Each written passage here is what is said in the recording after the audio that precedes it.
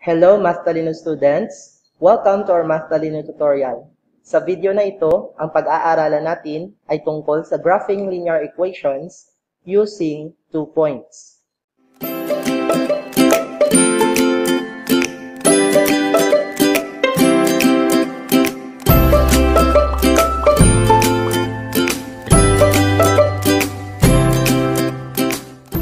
Bago natin simulan ang ating tutorial, i-define muna natin kung ano ang linear equation in two variables.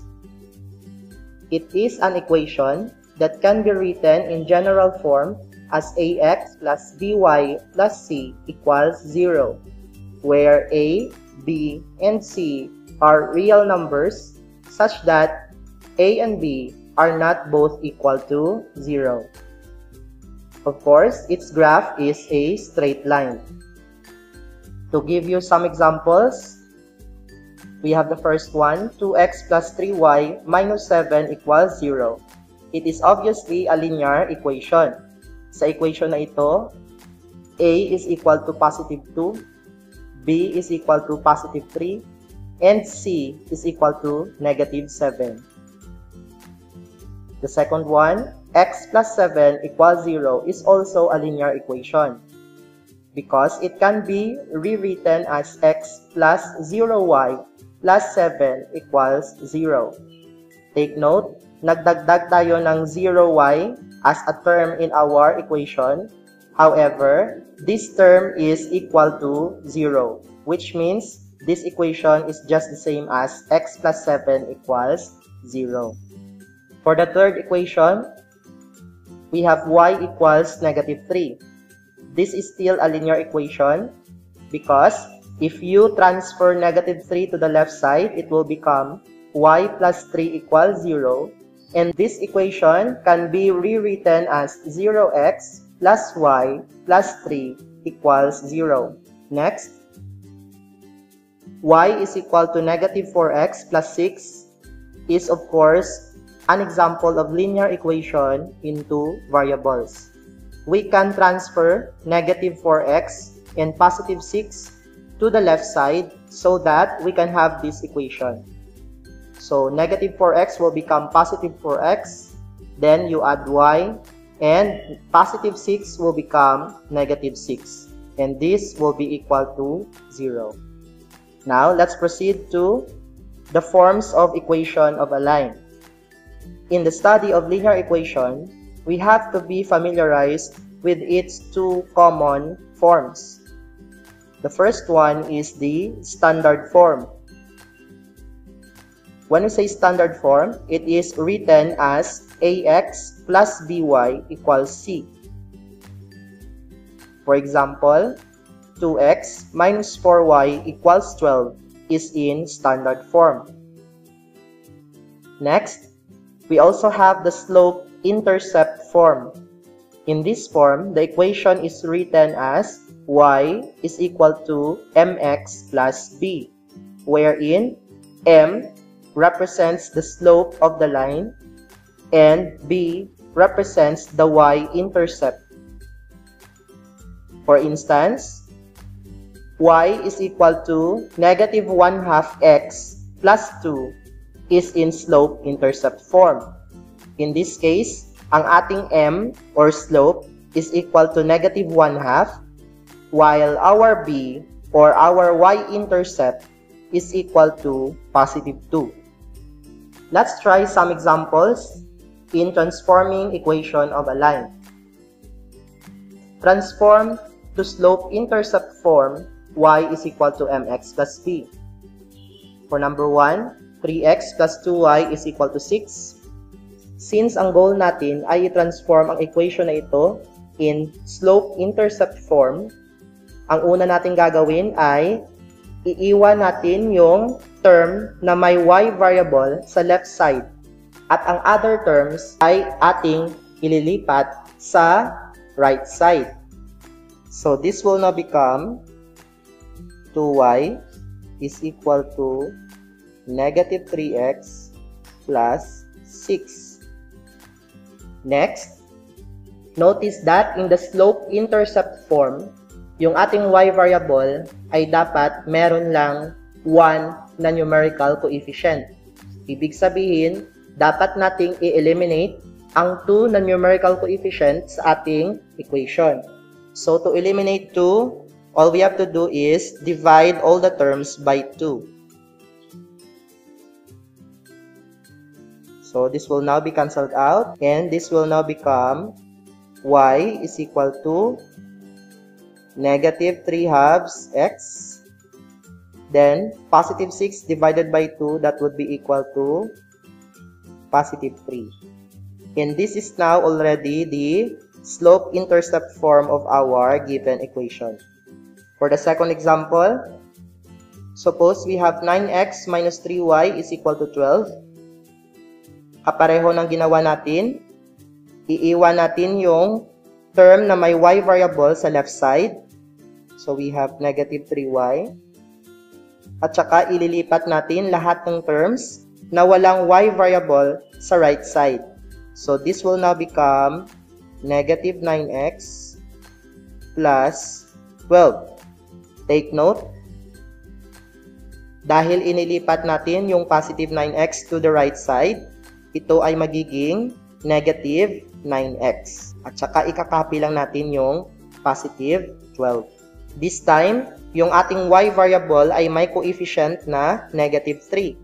So, we will eliminate the coefficient by dividing negative 3 to all the terms in our equation. It will now be equal to y is equal to negative 9 divided by negative 3 is positive 3. Copy x. Then, positive 12 divided by negative 3 is negative 4. And this is now the slope-intercept form of our given linear equation. Okay, what about if we have the slope-intercept form at ita-transform natin ito into standard form ax plus by equals c? Halimbawa, meron tayong equation na y is equal to 3x plus 2.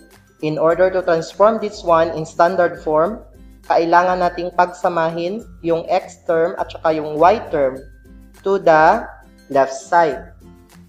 So, positive 3x will become negative 3x. Then, we just copy positive y equals to positive 2. Normally, in standard form of equation of a line, the first term should always be positive. So, in order to do that, we need to multiply all the terms in our equation by negative 1. So, negative 1 times negative 3x, that would become positive 3x. Positive y times negative 1, that would be negative y, equals negative 1 times positive 2, that would be negative 2. And this is now the standard form of the equation of our given line. For our next example, if we have y is equal to negative 2/5 x minus 1, kapareho ng ating ginawa kanina, ililipat natin yung x term to the left side. So, this will become positive 2/5 x, then plus y equals negative 1. As much as possible, ina-avoid din natin yung fraction na numerical coefficient sa ating equation. In our equation, meron tayong fraction na 2/5. So, kailangan nating i-eliminate ang denominator na 5. Para gawin ito, kailangan nating mag-multiply to all the terms in our equation by 5. So, 2/5 times 5, that would be equal to 2. Then, we just copy x. 5 times y, that would be 5y. And negative 1 times 5, that would be equal to negative 5. And this is now the standard form of the equation of our given line. Since alam na natin kung paano i-transform ang isang equation of a line from one form to another, let's now proceed to the graphing of linear equation. So we will have the first method of graphing, which is using 2 points. For our first example, graph the equation 4x plus y equals negative 2. Notice na ang ating equation ay nasa standard form. In graphing linear equation using 2 points, mas madali if itatransform muna natin ang ating equation to the slope-intercept form. So yung gagawin natin, ililipat natin yung 4x on the other side of our equation. So this will become y is equal to negative 4x minus 2. Ito ng equation ang ating gagamitin sa pag-graph ng ating linear equation. This time, para makakuha tayo ng 2 points sa ating given equation, kailangan nating gumawa ng isang table of values. The first column will be the x coordinates, while the second column will be our y coordinates. Pwede tayong pumili ng anumang values ng x na isa-substitute natin sa ating equation mamaya. In this case, yung pipiliin ko ay yung x is equal to 0 at saka yung x is equal to negative 2. Again, pwede kayong pumili ng anumang values ng x na sa palagay nyo ay mas madaling gamitin sa pag-substitute at pag-simplify ng equation mamaya. This time, isosolve na natin yung corresponding y value para sa ating x is equal to 0. Ang gagawin lang natin, isa-substitute natin yung x is equal to 0 sa ating given equation. So this will now become y is equal to negative 4. Then our x will be replaced by 0. Then copy negative 2. Simplifying, negative 4 times 0, that is equal to 0. Then copy negative 2. And finally, 0 minus 2, that is equal to negative 2. This means that if x is equal to 0, our y is equal to negative 2.